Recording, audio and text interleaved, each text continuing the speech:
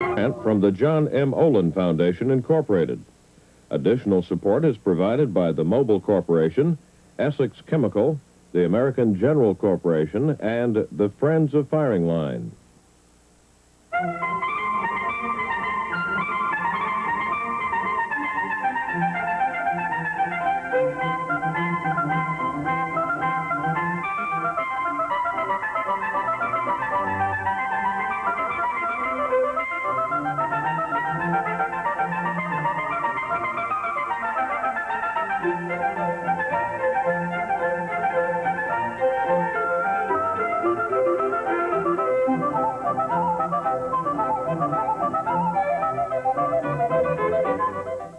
Welcome to Firing Line. I'm Mike Kinsley, editor of the New Republic.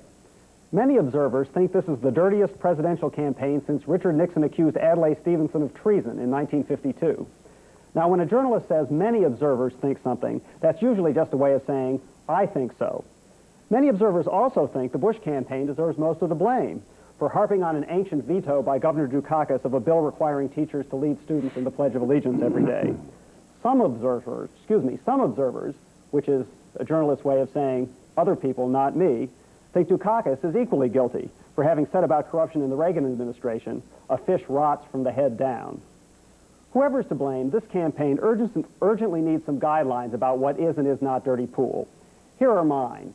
1, it's dirty pool to suggest by innuendo something you're not willing to say directly, such as that your opponent is unpatriotic.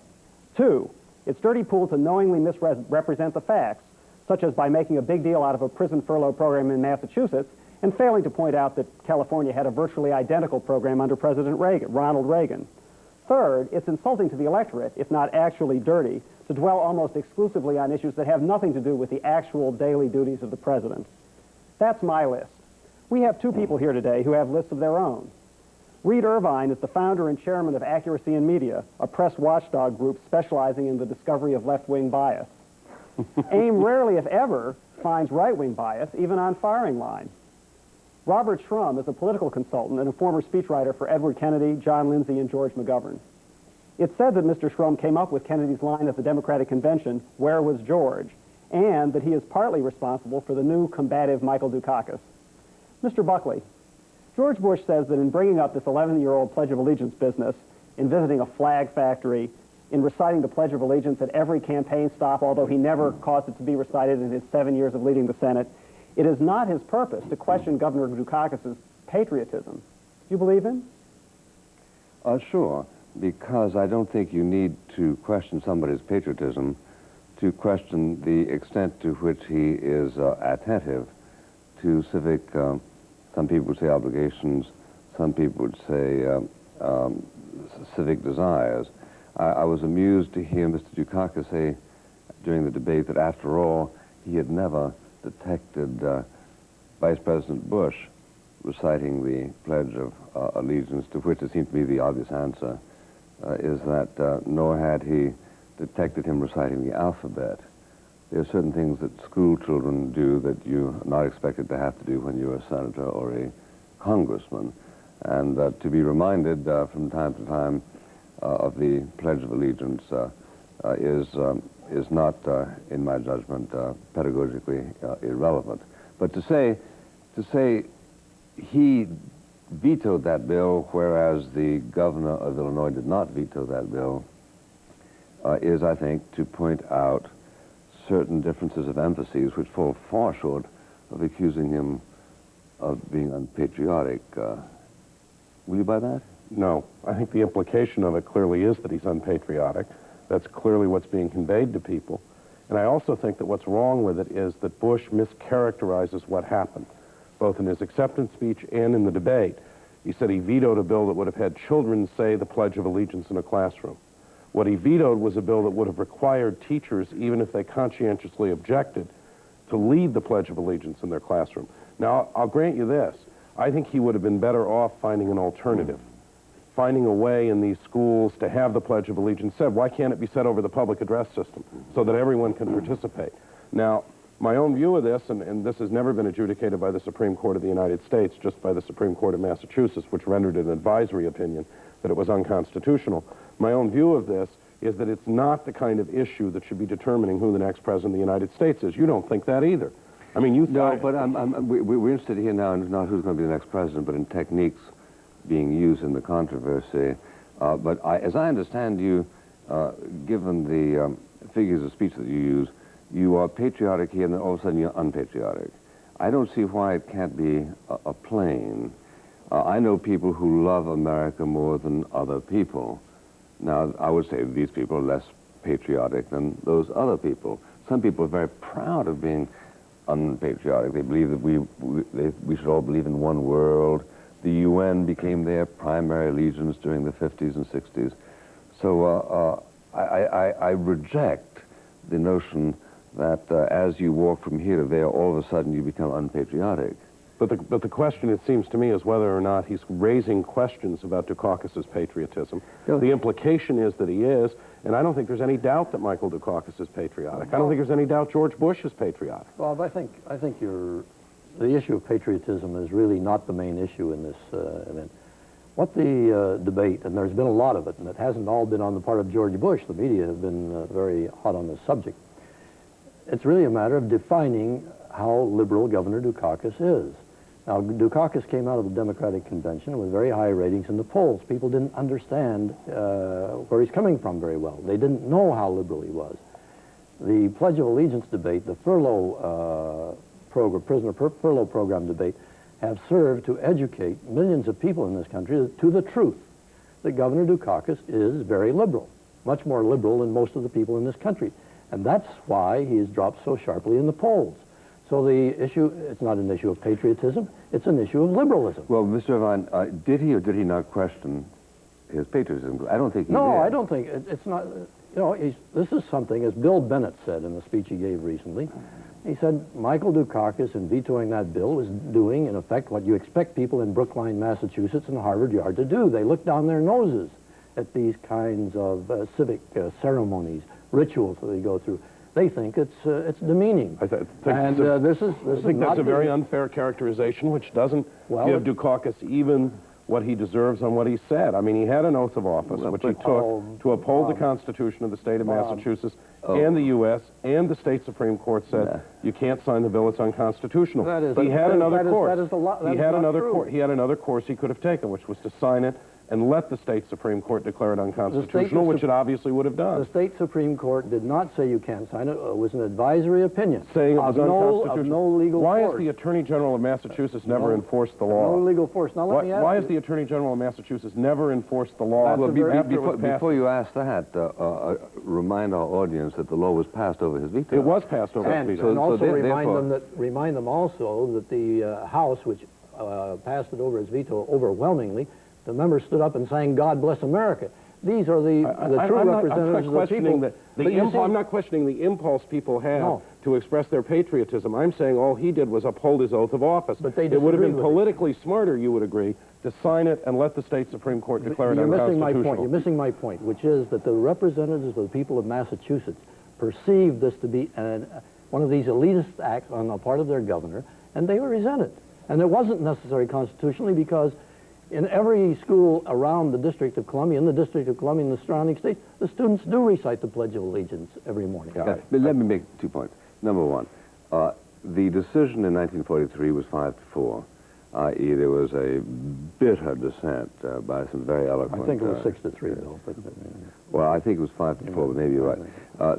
Secondly, it was by considerable legal advice considered that by the time this came around, there were enough differences that had matured to make perfectly relevant a test in court. Now, the supreme oath of the governor is to execute the laws that are passed. And the Constitution. No. He's not a federal officer. He's a state officer. I think that Governor of Massachusetts does take an oath to uphold the U.S. Constitution as well as the laws of the Commonwealth of Massachusetts. Well, actually, we fought the Civil War about that. He's elected... Now, wait a minute. If you're saying that he's not free to secede, I unfortunately grant that that's the case. But if you say that he is elected primarily to administer federal law, the answer is no. No, but I'm certain that he takes an oath to uphold the U.S. Constitution. He's there to do what the legislature of Massachusetts tells him to do in respect of the law, unless that is clearly unconstitutional. and it has never been ruled unconstitutional. It was just his advisory. But anyway, what I'm saying is that much of politics has to do with symbols. Here you had a Republican governor in Illinois who accepted similar legislation. It is not enforced there, by the way, and one who didn't. Now, in not doing so, it seems to me that he begged for attention. He's gotten attention. But to go on Oh, I think he would have been happy not to have this attention. Well, he didn't know he was going to run. He didn't know, like Quayle, he was going to be running for president. But to suggest that he was called unpatriotic because attention was drawn to that is simply compounding an error that you want to point to. I think the implication of the charge repeated over and over again is that he is unpatriotic. I also think what Michael said at the outset of the show is largely true. This is an issue which does not have much to do with being president of the United States. It's an issue that's very debatable in constitutional terms. I agree with you, by the way. It's an issue that's very debatable in constitutional terms. Yeah. And the smarter thing for him to do would have been to sign the bill and let the state's Supreme Judicial Court, if the Attorney General chose to enforce it, declare it unconstitutional. He never would have had this problem. Don't you think it's important to the people of this country that they understand whether these two candidates are liberal or conservative? And do you think that the campaign is doing enough to bring out those sharp differences between these two candidates? I mean, the pledge is only one thing. See, I just don't think the pledge... There are other ways of defining it. I don't the think ACLU, for example. I don't think this Pledge of Allegiance issue has much to do with liberal or conservative. It's part of a syndrome. It's part of a syndrome. What, of obeying the law? No, and the Constitution? I'm an old hand. Don't do that. It's a part of a syndrome. He sides with that part of the court that desires to attenuate that which we considered to be fundamentally the responsibility of school children. It used to be that you could say prayers. In fact, prayers were ordained up until 25, 35 years ago. Now, he is so clearly on the part of that side of the court, which was on a 5-4 decision, which seeks, as I say, to attenuate the responsibility for inculcating civic and used to be also religious values, that I can't think of anything more important for people to focus on. As distinguished from what the minimum wage should be, $5.45 or $6.45. It's probably not important to you what the minimum wage is, but it is important to lots of other people. No, because in the long run, you're going to get conclusions about the minimum wage based on more fundamental characteristic steps. And I think that one will learn much more about the future of our foreign policy by somebody who is less adamant about the nature of civic obligation. Well, not only about our foreign policy, but also about such things as what are you going to do about pornography? What are you going to do about drugs? What are you going to do about tax exemption of churches? All of these things are something that people ought to know where the candidates stand. The Republicans' favorite Democrat, the Republicans' favorite Democrat on defense policy among recent presidents, John Kennedy, led the fight to repeal the NDEA loyalty oath, under which people receiving college loans had to take a loyalty oath in order to get them. Now, I don't think that indicated that he was unpatriotic or that he didn't love the country or that he didn't believe in inculcating civic virtue. I think, quite frankly, that this is an attempt to create some issues to go after Reagan Democrats. And by the way, I understand what they're doing. It's clear what they're doing and why they're doing it. They're trying to keep the Reagan Democrats. But I also think the implication of it is that Dukakis is unpatriotic. That's what comes across to people, and you are responsible for the effect created by your words, and you can't plead, well, I had a different intention. But why don't we talk about some of the other things that define Dukakis as the liberal that he doesn't want to appear to be to these Reagan Democrats. Now, you know, this came out in the debate the other night. Peter Jennings asked Bush a question about this card-carrying membership in the ACLU. Aren't you demeaning his patriotism? Aren't you suggesting that he's somehow going back to those days of the 50s? Now, I'd suggested to Peter Jennings that he ask the question of Dukakis. The ACLU takes a number of positions on policy matters, on drugs, on pornography, on taking away the tax exemption of churches, etc., that are very important to many American people. Let's ask Dukakis whether or not he believes and supports those positions taken by the ACLU, and if not, why he didn't resign from the ACLU as Richard Thornburg did, to protest their policy. Wait a minute, that's a little, because I'm sure you and I have differences with the Republican Party that doesn't cause us to resign from it. And you've got differences with the Democrat Party. But Richard Thornburg did resign. And as I recall, Bill, didn't you resign from amnesty over the capital punishment issue? I did, yeah. Right. And that doesn't mean that you disagree with him on other issues. But perhaps you didn't see the paper this morning. This morning, Mr. Dukakis gave three instances of policy by the ACLU with which he disagreed, including the granted, church business. and that's why it would have been good to have gotten it on the air and let him put that on the air. But incidentally, I think you should be asked, what do you mean when you say you're a card-carrying member of the ACLU instead of simply a member of the ACLU? Yeah. Don't you invite? Yes, you do. It was a bad choice. That's right. You invite things as internal assent on all of its on all of its improvisations.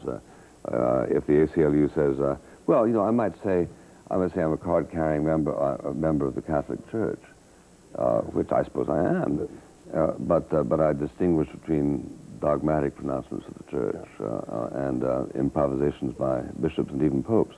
But what did he want to encourage when he said he was a card-carrying member of the ACLU? Oh, I think it was sloppy rhetoric. That phrase is an orphan. I don't think anybody would ever claim. I don't think anybody would ever claim that they wrote that phrase. I think the phrase is an orphan. Bob, you got to remember the context in which he said it. He was speaking to a very liberal audience, and he is boasting of this fact. He's throwing it in the faces the people that weren't there who were talking about card carrying. Now, he would not use that on national television or before a conservative audience, only before a group of like-minded thinkers who will laugh and joke about it, right? Well, we have the same thing, though, with Ronald Reagan. I mean, Ronald Reagan has said things to conservative audiences that he does not, for example, say in the State of the Union messages. So we know that in State of the Union messages, the whole issue of abortion has been largely left out because the advisors have said it's not a good issue, but then when the right-to-life people come to town, he sends a tape recording down. The meaning of it is... This is a too-Coakley argument, but we're not talking about that. We're talking about... you say it was unfortunate for him to say, I'm a card-carrying ACLU. Well, if it was unfortunate, it's because other people are going to take advantage of his having said it. Now, we're here to discuss whether this is a dirty campaign. Tell me, is it dirty to take the position, okay. No, I think it's... But as long as we understand what I'm trying to give here, first of all, I think it's an unfortunate use of the phrase. It's not a rhetorical choice that I would have made. Secondly, I think it is perfectly legitimate to argue with him about being a member of the ACLU. It is also perfectly legitimate on his part to come back and say, here's where I disagree with the ACLU. And I also think the demonizing of the ACLU is probably not useful in the political rhetoric of this country. Why not? Because I think the ACLU, myself, you'll disagree with me, serves an important function. Somebody has to defend the whole nature of this society. Well, requires that there be people who will defend unpopular causes. And that's why you had people like, over the years, like General MacArthur and Harry Truman and Dwight Eisenhower, sending messages to every ACLU annual convention saying you're doing invaluable work for this country. I assume George Bush wouldn't send such a message. No, I'm not... And you got the ACLU defending Oliver North, which I wouldn't do. I'm not suggesting that they don't do valuable work. I am suggesting that they have a political agenda. Oh, absolutely. And that political agenda is hard left. Right, but he can agree, and he can agree with some parts of it and disagree with others. As you suggested earlier, he specified where he disagreed. No. Let's go on to real issues. No, he has not specified all the points. He specified 3 points on which he disagreed out of a whole range of issues, which we're still waiting for the answer. Now, let me point out, many nominees and appointees to high office have resigned from clubs, private clubs, because they practiced discrimination against minorities or women, right? Yeah, they better or they won't get confirmed. Right, they wouldn't get confirmed. So, now these clubs may be doing fine work. They may be doing wonderful work. That doesn't matter. If they advocate or practice discrimination, you have to get out of them if you want to serve in high office in this country. Right. Now, here's the ACLU, which in the minds of many, many Americans is advocating policies which are an anathema to the vast majority of people in this country. Taking tax exemption away from churches and synagogues. Which Dukakis says he doesn't agree with. I don't know whether he says... By the way, he said quite clearly. Ira Glasser said he doesn't agree with. Yeah, I mean, I was not aware the ACLU even stood for that. Most people don't. Ira Glasser takes the position that the Catholic Church ought to be heard on the question of whether it is a violation of their First Amendment rights to prevent them from arguing the case against abortion politically, which I think is a perfectly sensible position. Yeah. I.e., there's a gray area out there having to do with what rights you do and what rights you don't have as a religious institution. Well, religion and politics overlap. I mean, the Catholic Church has a moral imperative that impinges on a certain part of the political process. And I think they ought to be able to go out and argue that case and not jeopardize their tax exemption. See, Glasser gets very technical about it. So you're not a card-carrying member of the ACLU? I don't happen to be a member of the ACLU, but I wouldn't mind being a member of the ACLU. Bob, It doesn't bother me. Glasser gets very technical. I saw him on the tube, in which he was saying that they are very strongly against exploiting children for kiddie pornography. But their policy statement is that all pornography should be legalized, including kiddie pornography. Now, you can't have it without exploiting the kiddies to do it. Yeah, Alan Dershowitz has that problem. I had a debate with him at Harvard Law School a few years ago.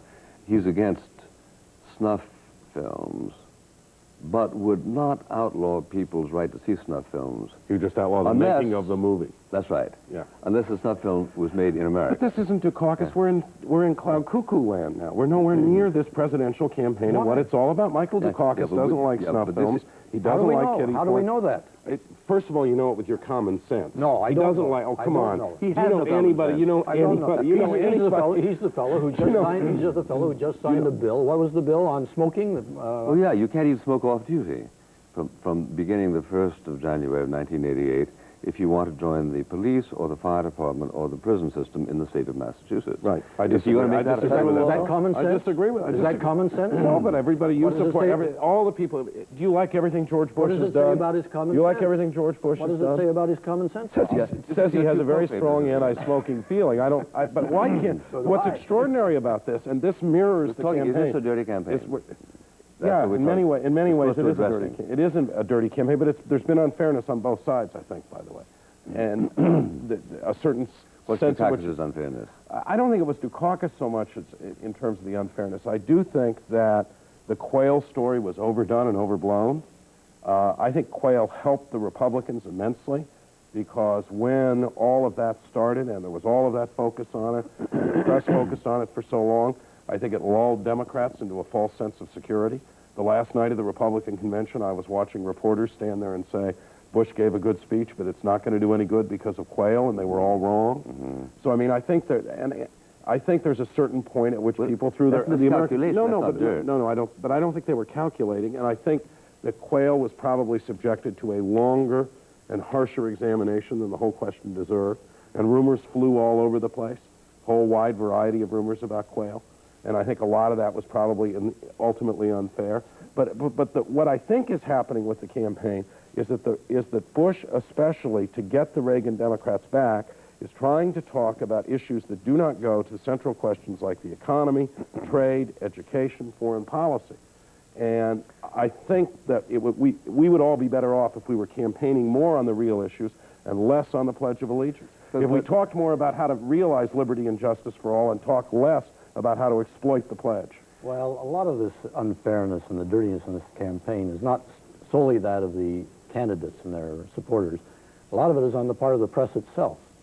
And let me give you an illustration. You talked about Quayle, and I agree with you. Here you had John Chancellor, who does a commentary for NBC News. And the day that Quayle was designated as the running mate, John Chancellor, 15 minutes into the NBC convention coverage, goes on the air and says, Quayle was involved in a sex and influence scandal with a woman named Paula Parkinson back in 1981. He couldn't wait to get on the air and bring this out, and it's false. And if he had done any research, he would know it's false. It didn't last all that long, although it was revived. CBS led the news with this charge that came up later that Quayle had once made a pass or danced close with Paula Parkinson. That was the lead story on the CBS Evening News one night. Can you imagine the New York Times coming out with a headline, bimbo charges, politician made pass at her? See, the difference, I think, between you and me is that I could say that the press did more than they should have on Quayle. I don't impute bad motives to them. I think that was the most interesting story at the Republican convention, just as I think everybody knew going into the Democratic convention that Jesse Jackson and Michael Dukakis were going to make up. And all we heard every night on the evening news and at length was whether they would fight and blow up the whole convention. Everybody knew what was going to happen ultimately. But it was the only good story they had, so there was enormous focus on it. Quayle was the best story coming out of the Republican convention, and there was enormous focus on it. I think you guys benefited from it, so I don't see why you're objecting to it. You don't think that the fact that you have liberal Democrats running the news organizations, staffing the news organizations, that this has anything to do with the fact that their reporting tends to be partisan and tends to come out? Good liberal Democrat Michael Kinsley and his liberal New Republic have been very tough on my candidates. So and they've been Democratic candidates. I think you can't. Yeah, and on yours. I just think it's wrong to impute a bad motive to most of the press in this. I think it's what's the interesting story, what's going to sell papers, what's going to make headlines. Okay, our time is up. We don't even have time for the Pledge of Allegiance. I just want to note before your summary, Mr. Buckley, that next time you run for office, I hope you won't think it's dirty politics if I note that you seem to believe that a 5-4 decision by the Supreme Court doesn't really have to be honored. Well, let me try to give perspective by quoting one sentence I picked up this morning from Suzanne Garment.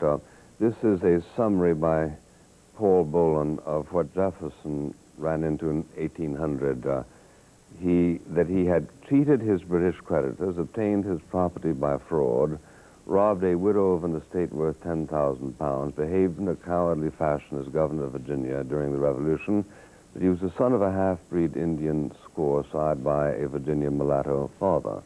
Now, by those standards, we're pretty epicene in the conduct of our campaigns. However, in the 10 seconds I have left, let me just say, I don't think it's irrelevant to inquire into the spastic inclinations of a president's mind, and to the extent that he leans in the direction of disdaining overt affirmations of patriotism, there is something stirring there that I want to know about as a voter. By the same token, I would want to know that if I was dealing with somebody who was highly secularist. So I don't, at this point, find that references to the pledge, though they are overdrawn from my own personal aesthetic taste, are dishonorable.